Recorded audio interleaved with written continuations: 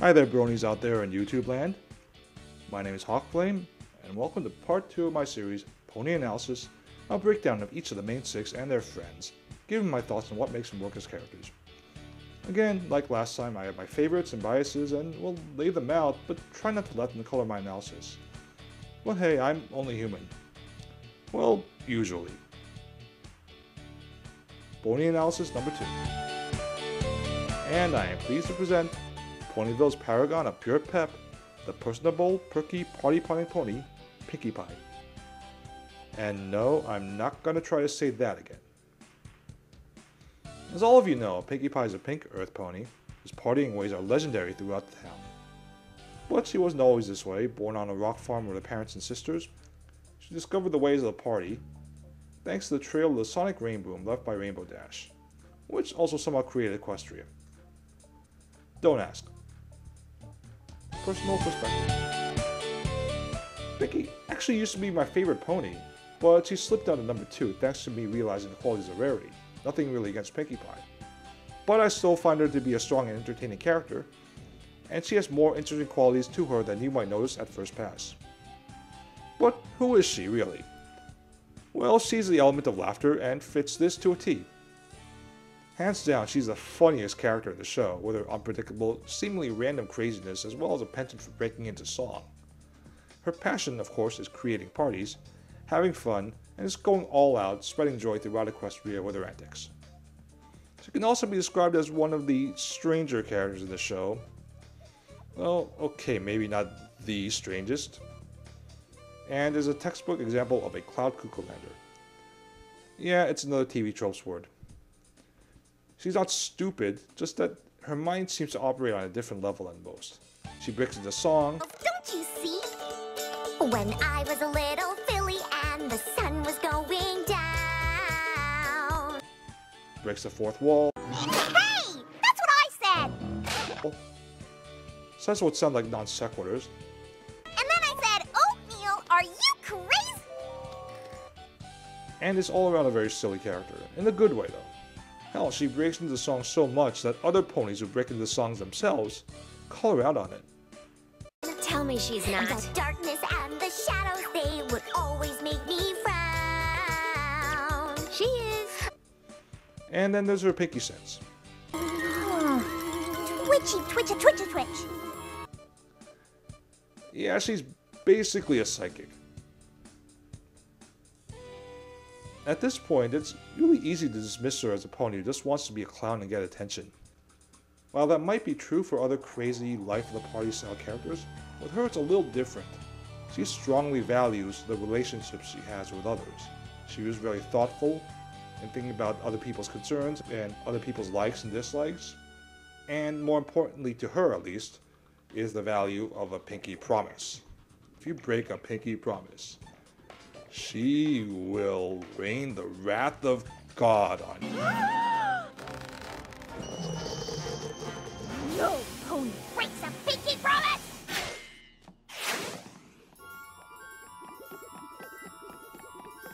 Applejack! You Pinkie promise! You. Or at least the wrath of Pinkie Pie. And frankly, I'm not sure which one I prefer. So for her, trust and honesty and understanding between friends and really valuing their relationship is very important. And while Pinkie Pie goes on about partying and having fun, it's not about her, it's about everyone else. She legitimately longs to make sure everyone in Ponyville is having a good time. This is established in episodes like A Friend Indeed, where a new character comes to town, Cranky Doodle Donkey, and she makes it her mission to have him smile. And in other episodes like The Pilot or Party of One, where she really tries to make sure everyone is having a good time. One of the things I find most remarkable about her, first developed in A Friend Indeed, and further explored in Too Many Pinkie Pies, is how she views her relationships with others. The message of A Friend Indeed was how you can really have different types of friends, and your relationship with one friend doesn't have to be the same as your relationship with another. Her friendship with Cranky Doodle Donkey was much more quiet and serious. It's a very different kind of vibe than the friendship that she has with, say, Rainbow Dash. Similarly, a day at the spa with Rarity is a different type of fun then a tea party with Fluttershy, or going camping with Applejack. The core conflict of too many Pinkie Pies revolved around all of these different fun events all happening at the same time and her being conflicted as to where to go. And that's when I realized something. I don't think it's the activity itself that Pinkie Pie finds fun, but rather what's fun is spending time with her friends, i.e. doing an activity that they enjoy. It's less that Pinkie Pie enjoys a barn raising, and more that she enjoys a barn raising with Applejack. Not so much that she loves going to the spa, more so that she loves going to the spa with Rarity. It's not so much that she loves having a tea party, more so that she loves having a tea party with Fluttershy. And that's a part of her that I really respect. It's less that she just wants to have a good time, and more that she wants to spend time and have fun with her friends. And that, interestingly enough, can also be her greatest fault. Establishing strong but unique relationships with others is very important to her. However, it's so important that she often seems to define herself by those relationships. And if they fail, well, her self-doubt and insecurity take over, sometimes at pretty scary levels. In Party of One, friends all start behaving very suspiciously, lying to Pinkie Pie and avoiding her the whole day, in reality just to plan her surprise birthday party. And she becomes more and more paranoid, spying on them, following them, even interrogating Spike. And when her suspicions are confirmed by Spike in one of his weaker moments, well, then she becomes all... well, not quite, but this is still pretty creepy for a kid's show.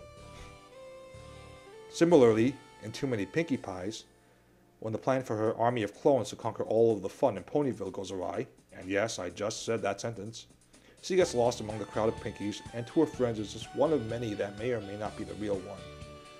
This pretty much leads her into an existential crisis, questioning her own reality, because without the connection to her friends, she feels like she has no sense of self. And don't get me wrong, she definitely does, she definitely has a core character to her, but she defines herself by her friends so much that she doesn't really realize it. And it's the prospect of losing all those friendships that she really trusted and loved and appreciated that motivates her to win the paint dry watching contest that ultimately is the test to determine if she's a real Pinkie Pie. And it's interesting that she experiences so much self-doubt when she's probably one of the more unique ponies in the entire town. In one way, she does her own thing, not really seeming to care if others think she's nuts, but she also defines herself by her relationships with others. And I think it has to do with her passion for making others happy. She loves doing her own thing her own way, but she also has a great passion for spreading joy to all her friends, and if she gets cut off from that, then there's a problem. All in all, I think Pinkie is a great character. She's obviously loads of fun, but there's a lot to think about too. See, that's what I love about these ponies. Anyway, this wraps up the episode. Don't forget to subscribe, rate, comment, all of that great stuff, and I'll see you next time on another Pony Analysis. Check out some of my other videos and be sure to hit that subscribe button. Thanks for watching.